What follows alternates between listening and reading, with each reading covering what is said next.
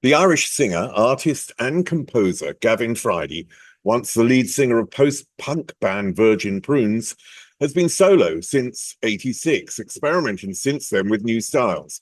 Now, when we talked, we took a deep dive into his new album, Ecce Homo, into life, Christianity, and mental health. This is an interview not to be missed. You never really grow old.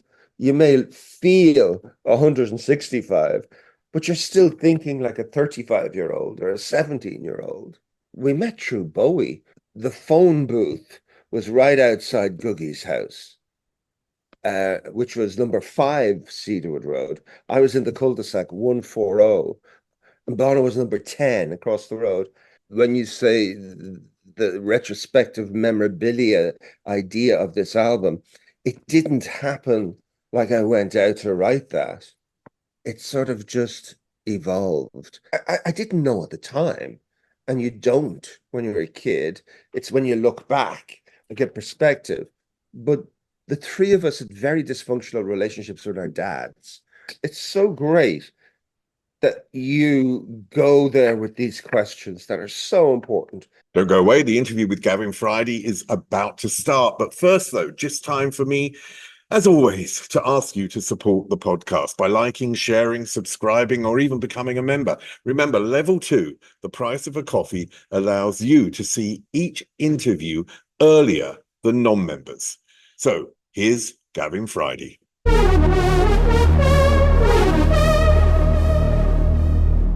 Gavin Friday, welcome. I want to talk about your new album and reference it, obviously, to your life, because Ecce Homo, Behold the Man, it does appear to be the culmination of your life's experiences. And for me, as someone who's done a lot of trauma therapy in my life, it Yeah. feels like it's also the result of therapy, or partially the result of therapy, which I find really interesting. So what did therapy enable you to do, and what is the connection with this album? Is this partly the result of that therapy? Well, probably the best therapy is turning over 60 and growing up finally. You really are different as you get older. Uh, I mean, some of us get wiser, hopefully.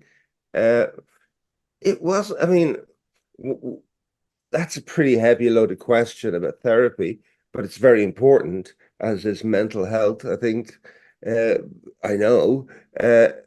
But I actually I did therapy many, many years ago when I turned, just before I turned 40. And I've just turned 65 2 days ago. So that's 25 years ago. Um, and there was many, many reasons, but it's like anything, when you're ready to actually question what are those black dogs on your shoulders or on your backs, and you finally go, what the fuck is that all about? And the only way to really do that is to talk about it, and to talk about it with somebody special. Uh, and I found it took me a while to find the right person. And strangely enough, because I kicked against a lot of pricks in my time, mainly the Catholic Church. And strangely enough, this was a setup called Eckhart House, Eckhart House, which is based on the German philosopher Eckhart. And it was run by Jesuits and Dominicans, Jesuit priests and Dominican nuns, which dumbfounded me, because I have this, and I still have a big dislike for the organized religion of the Catholic Church. But like everything, there's good and bad. But these were very much the creme of intellect. It is the Jesuits are the James Joyces of the Catholic Church, if you want to put it like that, and Dominicans. And it was a lady that became my therapist. And really, it's really just, as anybody knows, is getting the perspective of yourself from being a young boy to a grown man. and to understand the A to Z of yourself, which is a very, very difficult thing. And a lot of thing, a lot of people don't go there. They don't go there, but there's usually reasons why you go there. Uh, it was quite interesting because I was married and I broke up. And about 3 months after I broke up, it was 1998, 99, and I felt I was in the worst place in the world. So I went to the worst place in the world at the time, which was the war in Kosovo, uh, with two other lady friends of mine. And we went to work with concern and work on the ground as Kosovo was being bombed. And that was one of the biggest eye openers. And it was soon after the 3 months there that I decided to go and look at myself in general. And that's when I went to Eckhart House. And it was quite intensive for about a year. And then I broke it down. I haven't been back in about 15 years. So, and I think the place is closed down. But I don't know if that answers your question. But that was my sort of actual therapy journey. Uh, I rarely speak about personable things in albums, uh, except in the last few. And I think they were spurged on very much so by the death of my father, first of all, with my previous album, Catholic. And then on this album, oh my God, there was so many people died on me. My mother, primarily, a really close friend, the musician, producer, Hal Wilner. Uh, about six people I held very dearly died. Three of them, believe it or not, by COVID. So it sort of opened up a lot of doors and a lot of expression that became very spontaneous. Uh, when you say the retrospective memorabilia idea of this album, it didn't happen like I went out to write that. It sort of just evolved. And it's mainly in four or five big songs out of the 12, mainly. You said that your mother died. You cared for your mother, and I spent, so it was about 10 years caring for my mother, and the last 3 years was, 24 hours a day Yeah. at her home. Um, my mother didn't have Alzheimer. I know that your mother had Alzheimer, which I'm sure is much more difficult. But one thing I got from my mother was the ability to talk about my past and to come to terms with my childhood and things that had happened to me, and for us to have a very open and honest conversation Mhm. until all that was left was love. And I just wondered whether you had any form of that experience, or there was no real sort of discussion of the past and of each other's role in the past. I had a very, very brilliant relationship with my mother uh, all my life. I got nothing but love and understanding and support, uh, which was a very difficult thing if you go back to when I was a 16, 17-year-old boy and I was forming the Virgin Prunes. It was Dublin in the late 70s. She was the woman that made the Virgin Prunes dresses and clothes. She was right behind me. I had a dysfunctional and bad relationship with my dad, but I always got on well and always talked with my mother. I was the eldest of four boys, and I was very close to my mum, almost to my own detriment with my father's relationship, because my dad was what you could call a boil. He was hardly there. He was always out and about. These men that get married and they don't really believe they're married. They still think they're single men. Uh, uh, and I was constantly fists up fighting to protect my mother at a very young age, which is wrong. because a child shouldn't have to do that. Uh, and maybe in retrospect, it was wrong of my mother to lean on me too much, but such is life. We in the 70s, when I was like a teenager and growing up, you didn't even know what the word mental health was, or depression even was, or anything. It was just get on with it, get out there, get on with it. It was a cruel, harsh world, especially sort of Catholic-ridden Ireland. Uh, so when my father died, uh, and I came to terms and I had a good ending to that relationship in a weird way. We spoke very deeply, uh, more or less, not on his actual deathbed, but sort of on his deathbed. He had a heart attack and called to talk to me, and only wanted to talk to me, and only wanted me to stay with him. And we spoke I stayed with him for 18 hours before he had his surgery. He refused to have my other brothers and my mother come near me. He just wanted to talk to me. And he apologized to me for not understanding me and being very harsh to me. He had his surgery, and it was okay, but then 3 weeks later he died. The surgery didn't work, the heart surgery. So it was quite a interesting, beautiful end to a tormented relationship between father and son. But that's not that. As you get older, you realize that's not that. That's pretty typical of men of my era growing up in a suppressed culture like the Catholic Ireland I grew up in.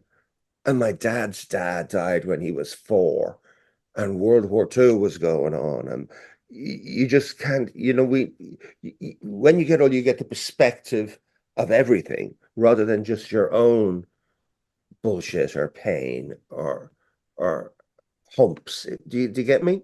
Yeah, well, they were also a product of Catholic Ireland, weren't they? I mean, they were a product of what made such an impact on your life. Yes, Catholic, but I believe you can see father-son issues everywhere. I think there was a period where men were men, and they weren't actually that affectionate to their children, or they would leave that to the women or whatever, where boys need as much affection as girls, or children need affection and comfort. Uh, and especially when I was an awkward little guy. I hated sport. I'm still not a fan. And uh, I liked, I wanted to music, I wanted to perform, I wanted to paint, I wanted to draw. I went everything against the grain that he wanted. And where my other brothers were into football and into this and that. So it just enhanced the spread bigger and bigger and bigger. I mean, one of the tracks that references your mother is Amaranthus, Love Lies Yeah. Bleeding. Why was it important for you to um, have a track that not only reference your mother's name, but also samples her voice? I was as I said, I had a really, really great relationship with my mother. And whenever I was in Dublin, I'd go visit her once a week. I'd meet her for coffee or lunch another day a week. I'd see my mum twice. If I was away gigging or touring or working away, I would ring her 2 or 3 times a week. And this isn't just how you go to chat. We were friends. Uh, it gets sort of slightly ridiculous when you get older. When you meet your mom in your 50s and you have lunch with her, and then she goes, "Here you go," and she gives you a little bag. And I go, "What's that?" "Oh, it's for you." When you get home, you open it up, and it's a pair of socks and Jacques. And I go, "Man, I left home when I was 18." But still, to your mom, you're still her little boy, even if you're 50. But when my dad died, I could sort of feel my mum slump really quick. The crazy thing was, as my parents got older, my mum and dad, they did really love each other. And I don't think she could really cope with his death. And I don't know what it is with Alzheimer's. We're finding out more and more, but it's like if there's a little door that something can creep in and pull you right down. And it pulled her right down. And I found it really difficult because, as you said, you had this intimacy and discussions with your mum, and it became quite a loving relationship when she was ill. My mum was going, not just physically, but spiritually, mentally. Uh, I found it a really hard, hard thing to come to terms with. I've said this a few times, but it's like the invasion of the body snatchers.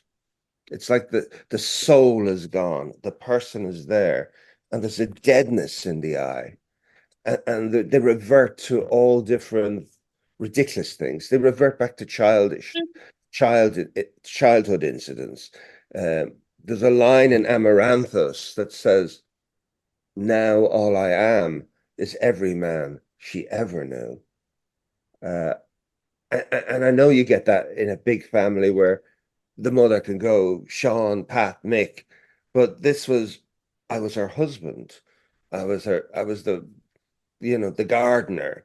I was the butcher. I was my brother. I was my uncle. I was her brother. It was like, who am I, man? Uh, and I found it really a real struggle, but I knew we had to look after her, and I hadn't a problem with that.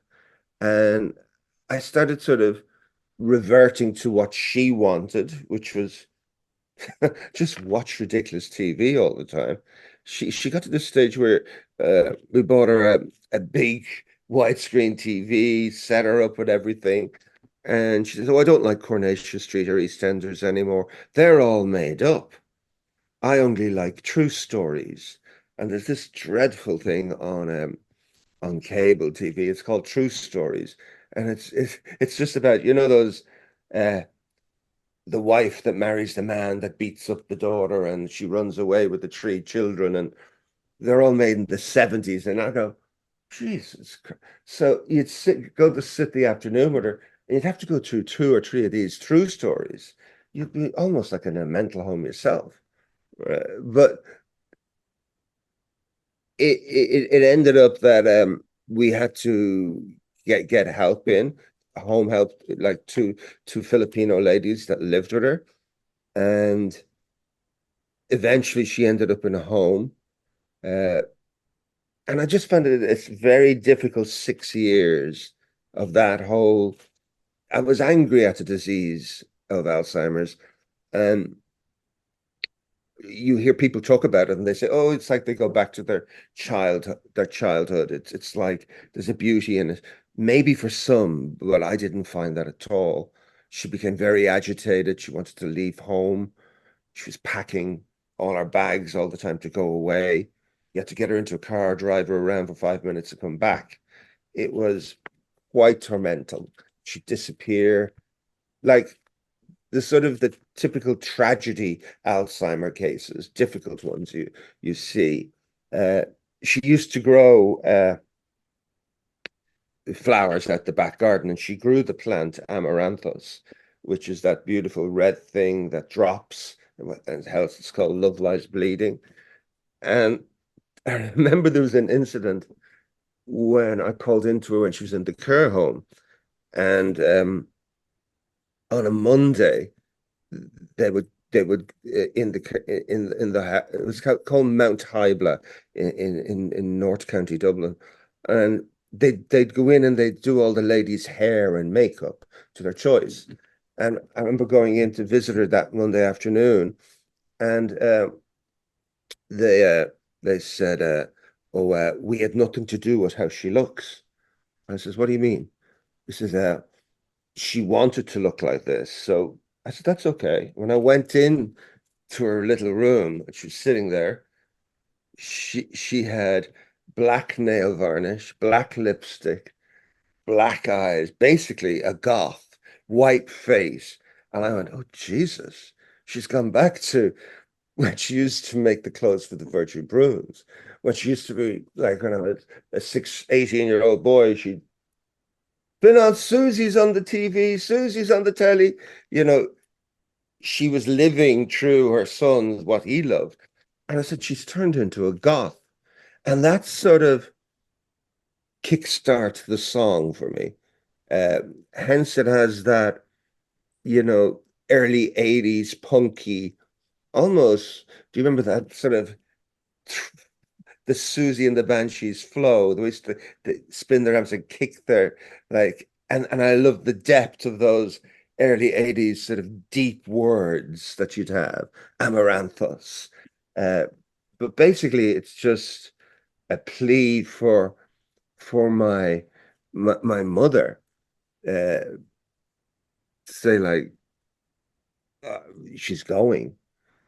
At the end, uh, one of her favorite songs I sang it at her funeral was the light is coming in really brightly here. I'm sorry, I'll try and close the window if you want. Uh,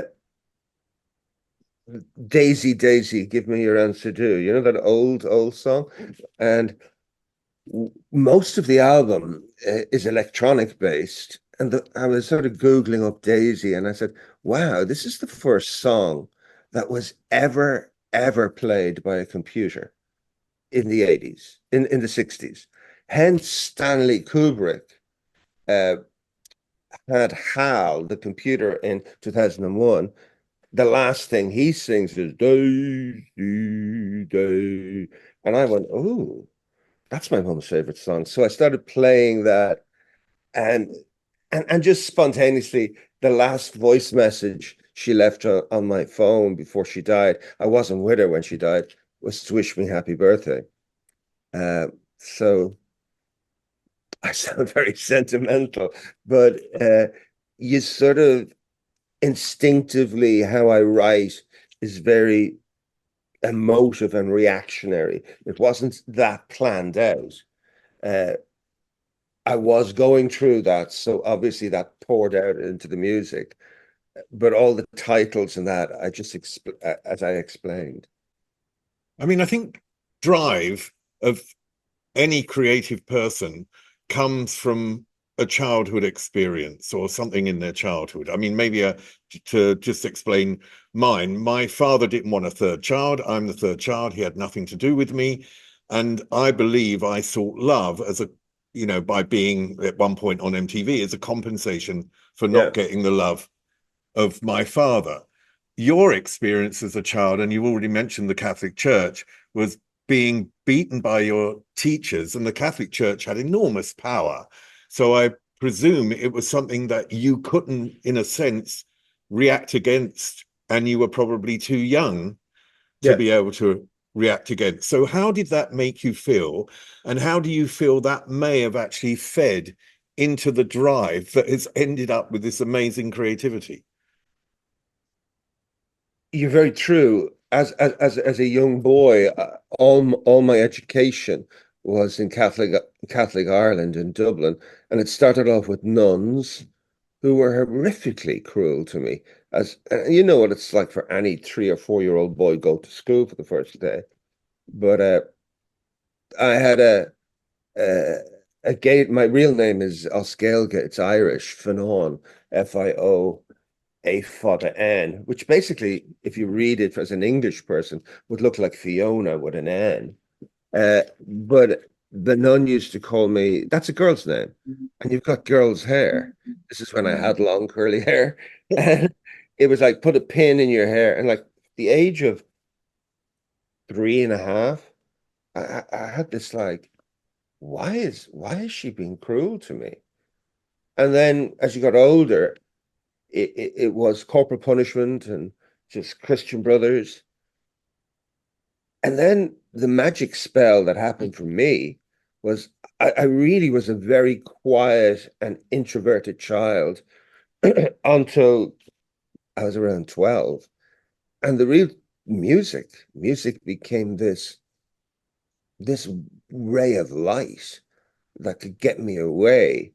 And it was like, I'm of the era of glam rock. So Bolan opened the door, sort of, and Bowie opened the floodgates because I could go to Mars. I didn't have to live in North County Dublin. And it gave this sort of conviction. But I believe there's thousands, especially in UK and Ireland, because UK and Ireland are the obviously Bowie came from there, but we lived in an era as that extraordinary man started off his career. And he opened floodgates for many, many, many men and women to create, not just in music, fashion, art.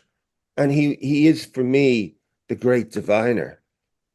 He was like a university because every book he would talk about Burroughs or Janet. Now you haven't a clue when you're 12 or 13, but you went out and bought Janet and William Burroughs and Ginsberg. But you start understanding it a bit better when you're 18 and 19. Uh, and then, but I still had musicians like the big things I adored, and it affects how I looked.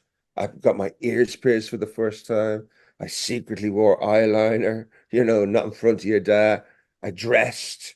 I started dressing like platforms, and it was Bowie, Roxy, Bolan, and then punk came, and punk was absolutely that was the driving force. That demystified punk rock demystified everything in that you felt Brian Ferry and David Bowie went to some university of intellect and music magic, where punk was like, here, you only need two or three chords. If you don't have a guitar, borrow one, bang a drum, bang anything, practice in your garage, write about what you feel. If you hate something, say, I hate it. And I was like, wow. And you're at that age to 16, 17, where boys, especially hormonally, they want to headbutt everything. You're headbutting the world. Uh, and I like song titles like Johnny Lydon, Johnny Rotten, then I Want to Be Me. What a brilliant title. I Want to Be Me. And it was like, then everything changed because then, like, the long Mark Bolan hair got cut, the bravado came out. I suddenly, from the shyest boy in the cul-de-sac to the loudest boy, and I formed the Virgin Prunes with my friends. And I think music and punk gave me that confidence, but it's a long journey because the Virgin Prunes only really lasted 10 years, if. But I had gone on to that, finding out that curiosity, taking nothing for granted, traveling to Europe a lot, which the Virgin Prunes did for many years. Who's Jacques Brel? Who's Serge Gainsbourg? Who's Charles Aznavour? What's Bertolt Brecht? What's classical music? What's jazz music? This is before we had Spotify or Google, but you're living in this thing, and things like, if anyone asks me, probably Jacques Brel is probably my biggest influence as a performer. So I think that thing of just wanting to be me, and I'm still that 17-year-old fucking guy that's still trying to prove something to someone. I don't know what that is. Before we get back to the interview, just one short message. Please take out level 2 membership, where you are able to see all new interviews a little bit earlier than non-members. And of course, paying that price really helps me keep going. Okay, back to the interview with Gavin Friday.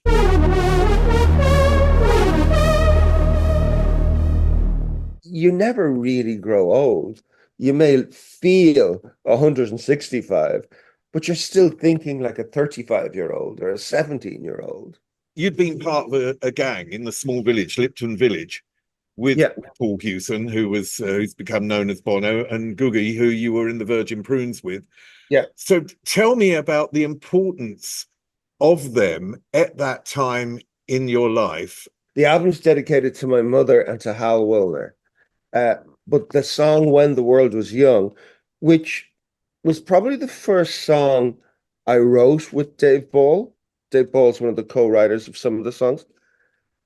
And sometimes, you get a melody and the lyrics just flew out, more or less. The lyrics you read now are more or less the lyrics I wrote a couple of years ago when I first was demoing it or working on it. And And I don't know why. Maybe it's the fact that I would turn 60. It's a retrospective thing. But the friendship I had with them was quite interesting. We lived on the same road. It was really called Cedarwood Road, a very long road, and had a cul-de-sac. I lived in the cul-de-sac. The Catholics tend to live in the poorer end of the street. Uh, Bono was half Protestant, half Catholic. Guggi was an even stranger thing. He was Plymouth Brethren, and we met basically. We met through Bowie because I remember the phone booth was right outside Guggi's house, which was number 5 Cedarwood Road. I was in the cul-de-sac 140, and Bono was number 10 across the road. And you used to have to go and use the phone. There was no phones. None of us could afford a phone. You couldn't afford a fridge, a phone, or a color TV. It was really special to have a color TV in 1972. But we there was a thing, you probably did it yourself if you were a big vinyl head. When you'd be going down to your mates, and you'd be going, well, I'll ring you when I'm on the way. But you'd have your albums under your arm, you know, and you'd ring. There's a guy in school called Frank, and I says, I'll be up in about a half an hour. Walked up to you. I have the new Bowie album, and I have the Roxy album. You won't believe it. And then you'd hang up. And Guggi and Bono used to sit in the wall and see me with these albums. And they and the guy who had earrings and longer hair than them. And basically, I'd be straightforward. I was cooler than them. I looked cooler than both of them. And they were like, who is this fucker? Lives down the other end of the road. And and I don't think they voted, they'll admit it too. But I remember them coming, hey, give us a lend of your album. And I go, no. But you're at that sort of shy age where you're like quite blush when someone would talk to you. And they sort of persisted uh chatting to me. And then I found like I was always like, how do they get this confidence? It bewildered me. And I was going, is that what a Protestant is? A confident person? Well, maybe the fact that they weren't being beaten. Well, Guggi was because he went to a different school. Maybe the fact that Bono wasn't being beaten every day.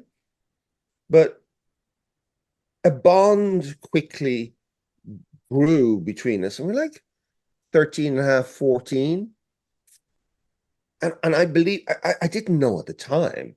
And you don't when you're a kid. It's when you look back and get perspective. But the three of us had very dysfunctional relationships with our dads. I mean, Bono's mum died when he was 14, and his brother was 7 years older than him. So his dad was gone.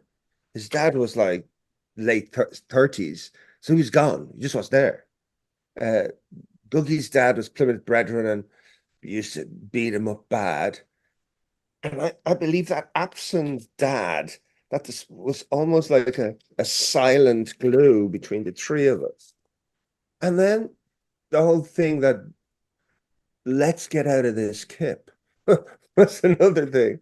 And when punk happened, it was just like it ignited that. So a bond came of like, we gave each other, once again, they weren't really into football. They weren't really into, thinking about becoming a banker or a civil servant. And we it was like, let's give each other names. And these names are that gang, the Lipton Village. And you know what? It's not that weird, because if you look at teenagers of a couple of years ago, that sort of Python-esque Mighty Boosh thing, where you invent new characters or other worlds. It's a very teenage boyish thing to do. Do you get me? Yeah, totally. I mean, one thing you said there was that you had long hair and earrings. Was that your Bowie look? It was, do you know what? Bowie, it was my Bowie look from the first, from Space Oddity, when he was younger, but I wouldn't cut the hair because I'd been expelled 3 times for having very long hair, by the Christian Brothers. And I was going, I won't cut this hair till I leave this school. The day I left the Christian Brothers, I remember, was 1976. I remember I just bought an album, Lou Reed Live, and he had his hair shaved in a V, and earrings and makeup and black lipstick. And I've done the last exam, and I walked into the yard looking like some sort of teenage version of Lou Reed, going, fuck you. Now I've cut my hair, because they were at me to cut my hair all the time. And my mother would go up when I was expelled and says, I'm happy with his hair, so you're not expelling him for his hair. But the relationship became a friendship, just became very spontaneous. I mean, when the world is young, it's almost like a call out, not just to a hug and a kiss and a memory, but also a lot of young kids out there, you are very nervous to express yourself, and they are very nervous to reach out and do something different. And it's sort of, I hope it's picked up on that level, because it's about wondering and wandering.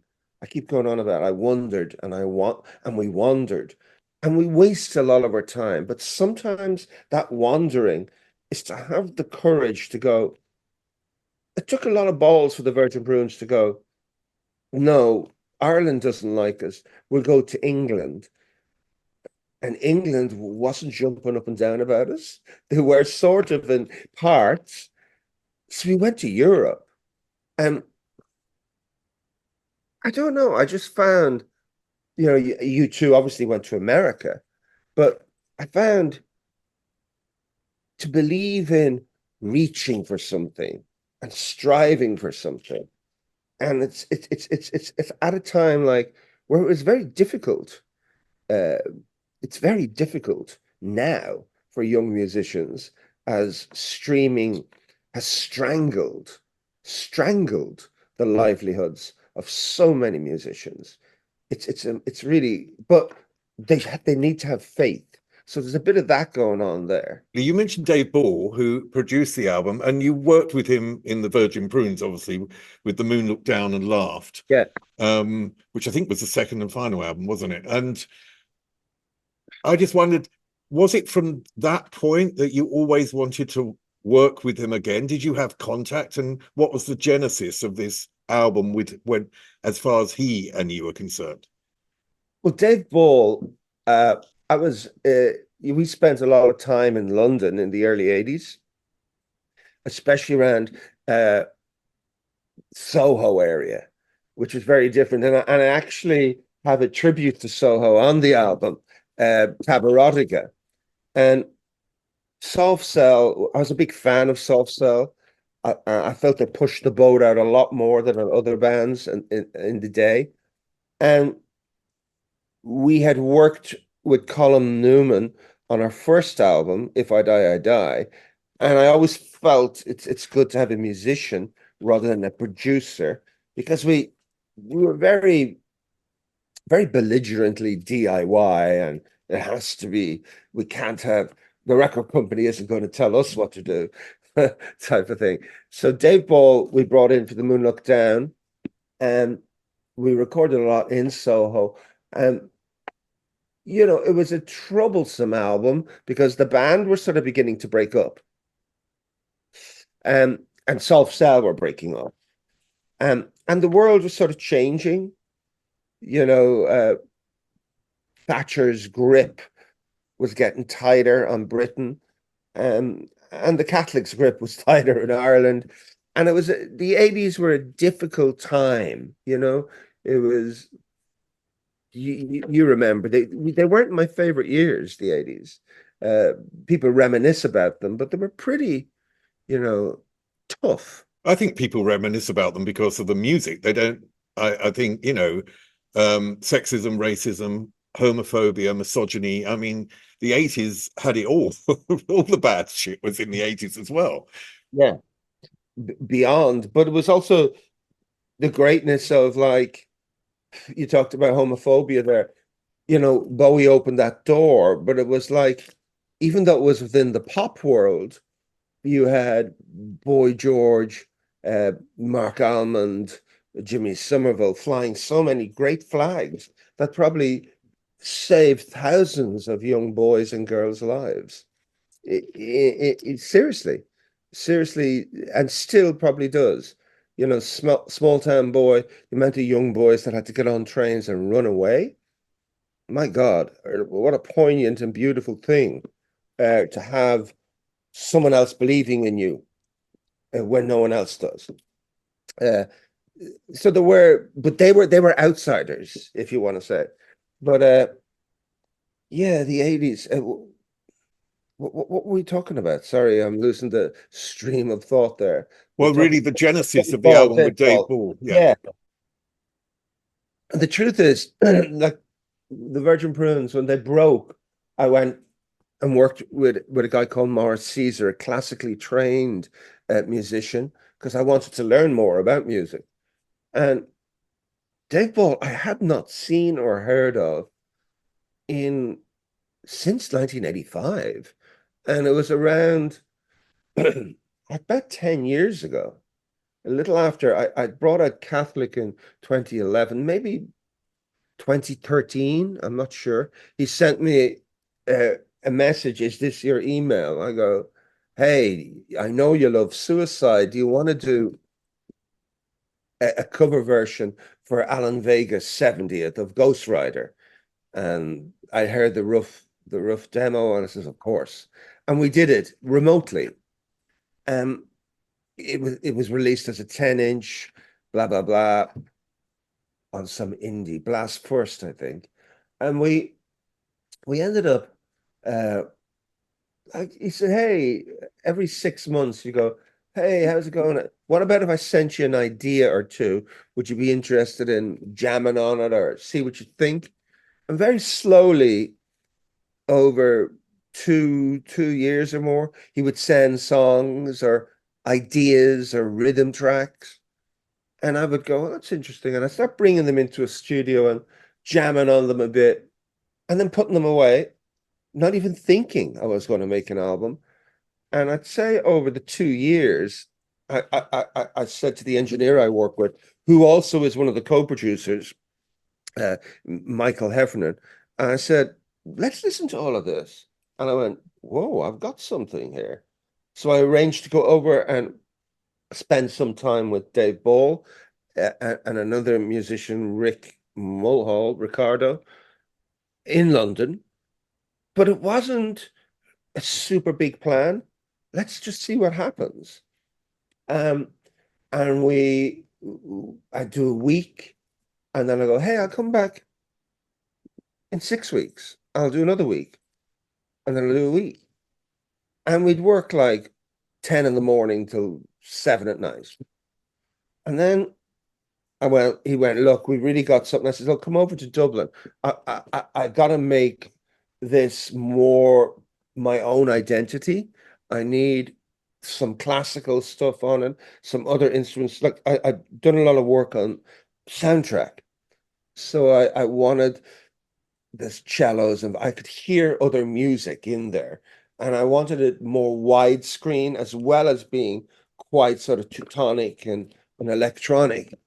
And we did one session in Dublin, and he sort of went, look, I think you know what you want to do with it now.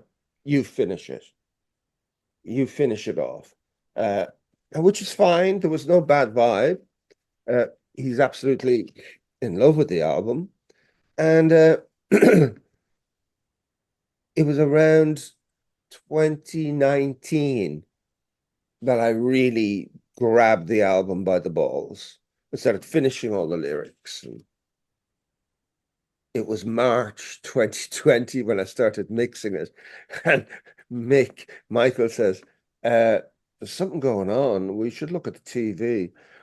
And it was pandemic. So everything was closed down. And the Irish government took it a lot more serious than the British government.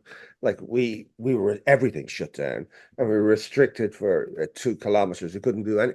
And weirdly enough, the mad Irish sort of did what they were told, uh, and had a respect for older people, and less people died, and blah blah blah. So I put it in the fridge or on the shelf for another 2 years, and then got back to mixing it, and here we are. I just want to talk about the title because um, there seems to be a number of meanings within the title. So can you tell me why you chose that title? What's the relation to Nietzsche, and what's the relation to what's going on in the world today, and the connection to the Catholic Church, of course? Well, the Catholic Church and Nietzsche and even George Gross, who's a German expressionist painter, all had the word Ecce Homo. Ecce Homo means behold the man, and it's the last thing Jesus Christ was spoken to. That's what he heard before he was crucified. Um, Pontius Pilate said, we've put a crown of thorns on his head, we've whipped him, we've done this." And everyone said, "Crucify him." He says, "Ecce Homo, behold the man." And Ecce is Latin, Ecce is Italian. So I just found it really strong. And then there's a very famous painting of Jesus Christ with a crown of thorns. Now, for all my grievances about the Catholic Church, uh, if you had to proper look around my house, you'd get a fright. The amount of religious icons I collect and adore, and the symbolism. And I love the idea of here I am, behold the man. I'm not beheld. I'm not beholden to anyone. I'm me. So I quite like that punk rock stance. But also, when writing that first, I remember I came up with the anger of fight fire with fire. And it was when Trump became the president of America, which sort of shocked anyone with a brain, I think. But then you started seeing the seeds that, that were already there underground. You start seeing this far right thing growing everywhere. And I'm going, what is going on? I says, I grew up being fearful of Ian Paisley and Enoch Powell, but now this is crazier. We have the most liberal world that's now become so phobic of anything. What is it really made me angry for I felt like I was 18 again, kicking against the pricks. So, and fundamentalism drives me crazy on all levels. Just live and let live. If you believe in a God, be it Jesus, Allah, or whoever, believe in it, and I respect you. But don't tell the rest of the world what to do. Live and let live. That's what Allah says. That's what Jesus says. What are you doing? The perversion of religions is what really angers me. So the song is very driven by that, by anti-fundamentalism, anti-far right. And then I quite liked the idea of the name, when you actually say homo, people go, oh, English speaking people. It just means man. It doesn't mean homosexual. But say it in England, Ireland, or America, homo. They go, oh, you're homosexual. What? Homo? Did you say homo? Homo? I go, I like pushing that in the faces of people. I said, it means behold the man. It's a man. It's not about your sexuality. So I found that such. I remember you could just see people, they twitch a little. Oh, you're gay. Oh, you're homo. Oh, you're this. I go, does it matter what the fuck I am? Does it matter? So I'm sort of like being provocative as well as being political, as well as being emotional, as well as being a shield, and as well as being a little angry. And you can feel that energy when you listen to the single. And I don't mince my words. I find what's happening in the world, whether it's in the Ukraine or the Middle East, it's so fucking frightening that we're at this stage. And weirdly enough, our government have been quite great standing up to things, but the Irish do know that when there's a war, because I grew up in it between the North, with the North and England or the UK, the only way forward is to talk. The only way forward in anything is to fucking talk. In marriage relationships, in friendships, in mental health, and in war. Talk, or you get nowhere. Well, Gavin Friday, it's been brilliant talking to you. I wish you much success with the album. I know success hasn't really figured so much in what you want in your life, but I still wish you a lot of success with the album because it's the tracks that I've heard are really, really great. And I want to thank you at the end because I think it's also important to thank people who have added to our culture and enriched it for us who are consumers of the culture. So thank you on that level, Gavin Friday. And thank you for this. It's so great that you go there with these questions that are so important, especially around mental health and stuff like that. The stuff, as I said, talk and embrace. Behold the man. Ecce Homo, you know? Up there is an interview I recommend. Down there is where you can find all the podcast interviews. And here is where you can connect.